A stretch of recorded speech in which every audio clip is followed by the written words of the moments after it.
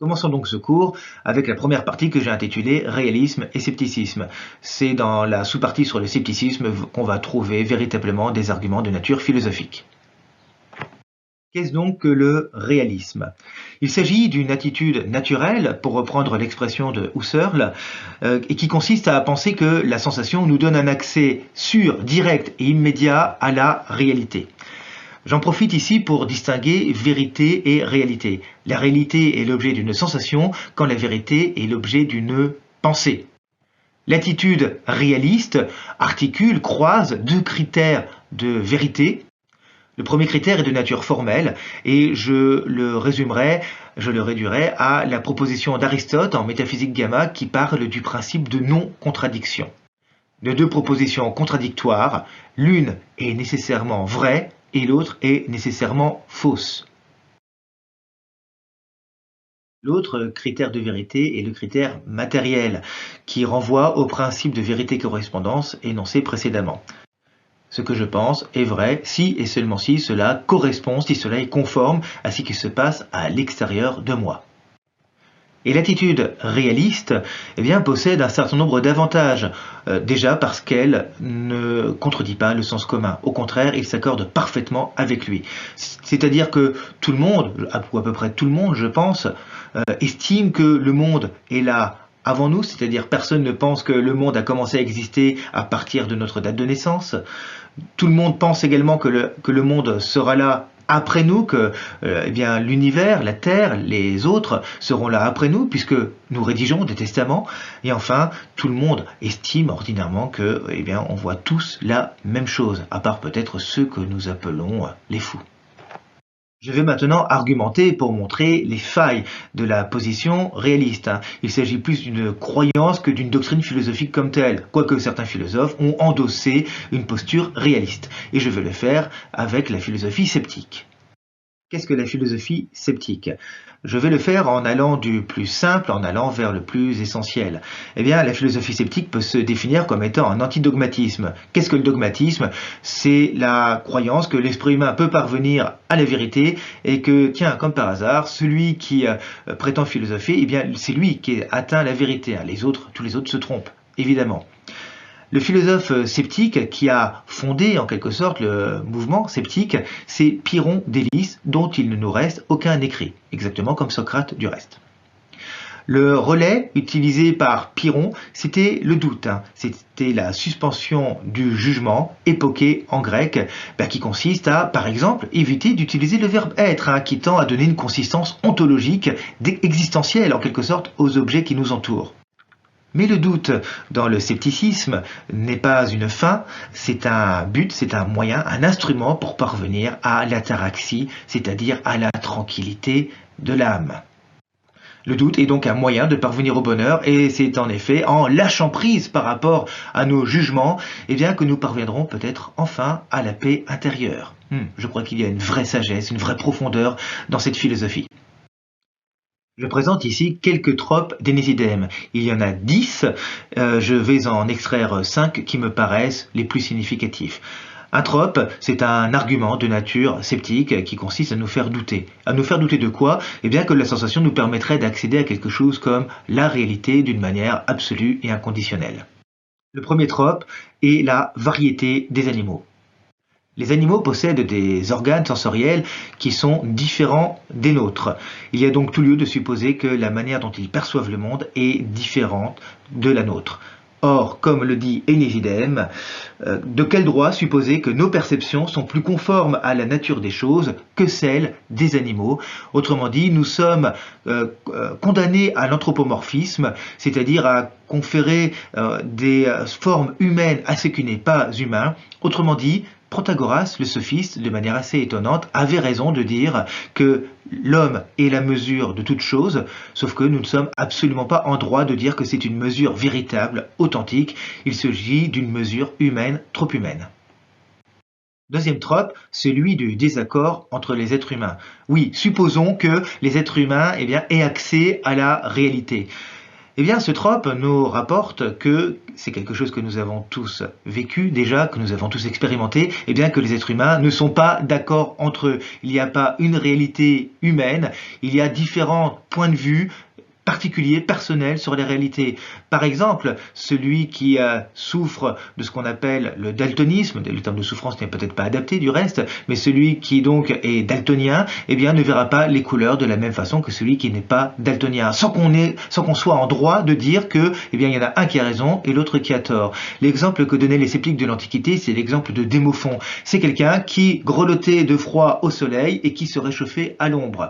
On pourrait dire que Démophon se trompe, car il est seul à raisonner ainsi, car il est seul à ressentir, ainsi, eh bien, de quel droit pourrait-on dire que c'est lui qui a tort? De quel droit pourrait-on dire que l'exception confirme la règle? Non, non, s'il y a une exception, c'est qu'il n'y a pas de règle.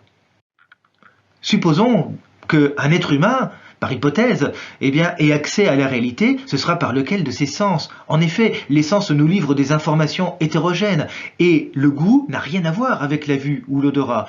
Et par conséquent, nous n'avons pas de moyen de sélectionner le sens qui nous ferait accéder à la réalité. Quelle est la réalité de cette pomme? Est-ce que c'est sa couleur, sa forme, son odeur, son goût? Bref, nous sommes incapables ici de pouvoir trancher entre les différents sens qui nous permettraient d'accéder à la réalité, à supposer qu'il y en ait un ou une d'entre nous qui y accède véritablement.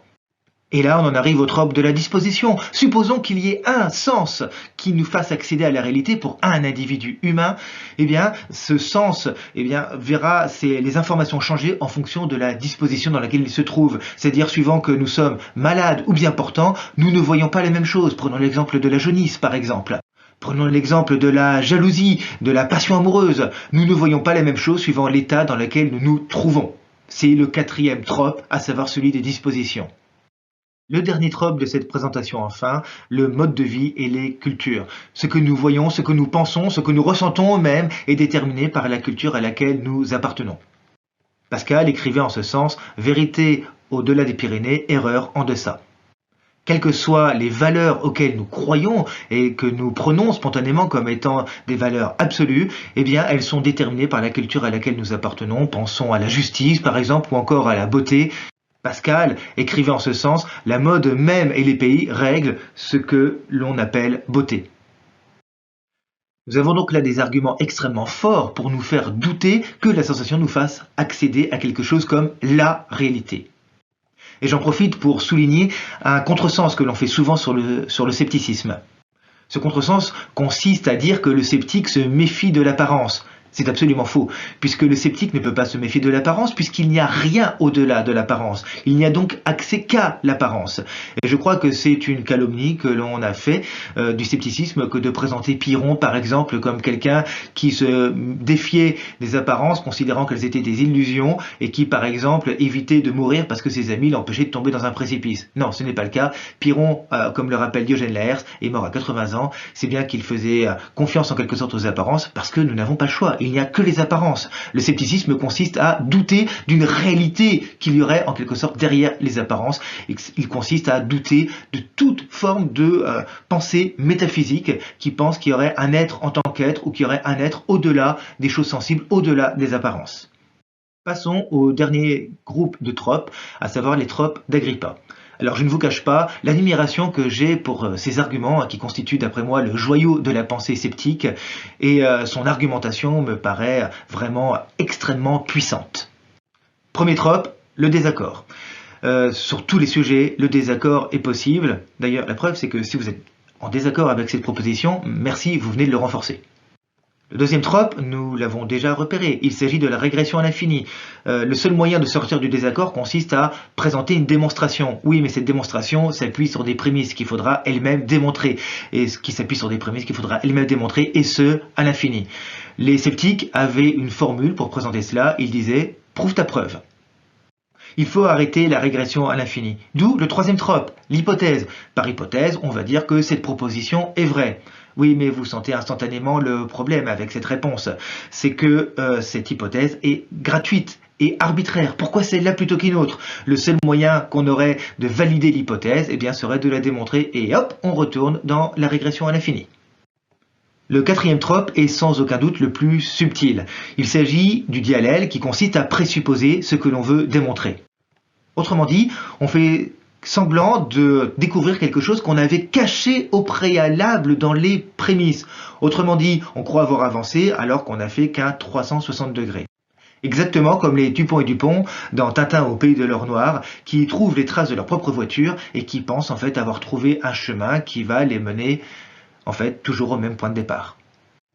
Enfin, le dernier trope est le trope du relatif.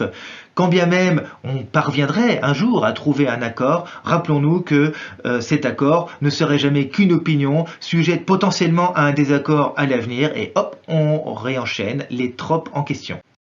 Je souhaite achever ce tour d'horizon de la pensée sceptique avec une objection et une réponse à cette objection. L'objection classique que l'on fait au scepticisme est la suivante. Il s'agit de l'objection d'autocontradiction. Le sceptique dirait que tout est relatif. Le sceptique dirait qu'on ne peut rien savoir. Or, si je dis que je ne peux rien savoir, il s'agit là d'une vérité, il s'agit là d'une première connaissance, donc je me contredis. Si je dis qu'il n'y a pas de vérité, c'est une vérité, donc la proposition s'auto-contredit. Si je dis que tout est relatif, y compris cette proposition que tout est relatif, donc je me contredis. Et les sceptiques avaient trouvé le moyen de répondre à cette objection avec la théorie de la circonscription que je vais maintenant vous présenter brièvement. C'est très simple. La théorie de la circonscription dit que le discours sceptique n'affirme rien, quand bien même il peut donner cette illusion, cette apparence. Le discours sceptique n'affirme rien puisqu'il se détruit après la réfutation de la thèse dogmatique. Et les sceptiques avaient utilisé 3 métaphores pour présenter cela. La métaphore du feu. Le feu, s'achève lui-même, se termine, une fois qu'il a fini de consumer la bûche sur laquelle il repose. Donc autrement dit, le feu, une fois qu'il a consumé la bûche, disparaît de lui-même.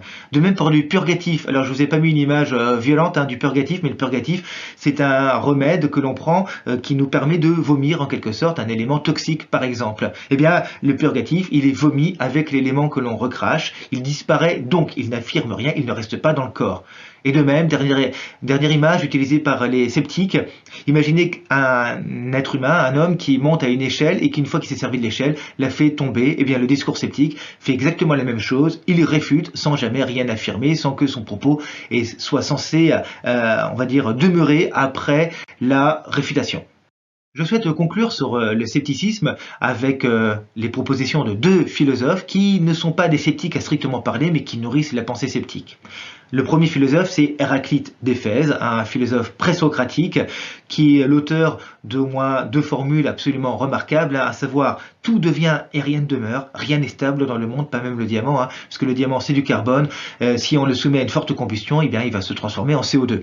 De même, autre citation d'Héraclite, on ne se baigne pas 2 fois dans le même fleuve, c'est parce qu'effectivement les eaux du fleuve n'ont de cesse de changer, et si vous baignez à 2 moments différents dans le même fleuve, forcément ce ne seront pas les mêmes eaux, et donc ce qu'on appelle fleuve en fait c'est le même nom mais pour 2 réalités différentes. En fait il n'y a rien de stable dans ce monde.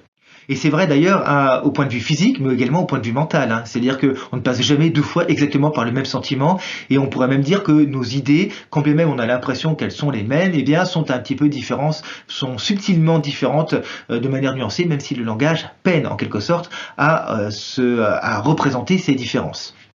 Et j'en arrive à Montaigne, génial Montaigne, qui a cette formule qui est peut-être l'une des plus profondes de la philosophie: nous n'avons aucune communication à l'être. Je commente l'être, c'est-à-dire la réalité telle qu'elle serait véritablement, et la vérité également. Nous n'avons aucun accès ni à ce que sont les choses en elles-mêmes, ni à une vérité qui pourrait se saisir de ces choses en question. Et enfin, une formule qu'on trouve dans les essais, livre 1 des essais, essai numéro 1. Certes, c'est un sujet merveilleusement vain, divers et ondoyant que l'homme. Donc autrement dit, une science de l'être humain en tant que telle est impossible. Or, science de l'être humain, il faut l'entendre dans les 2 sens. La science qui porte sur l'être humain, mais une science également qui vient de l'être humain. La science est, pour Montaigne, en tant que telle, impossible. Et il ajoute juste après, il est malaisé d'y fonder des jugements constants et uniformes sur l'être humain, donc autrement dit, la connaissance n'est pas possible. Et j'aime beaucoup cette formule-là parce qu'elle me permet de faire une transition vers un philosophe qui va justement essayer de fonder un jugement constant et uniforme à partir de l'être humain, et sur l'être humain, il s'agit de Descartes.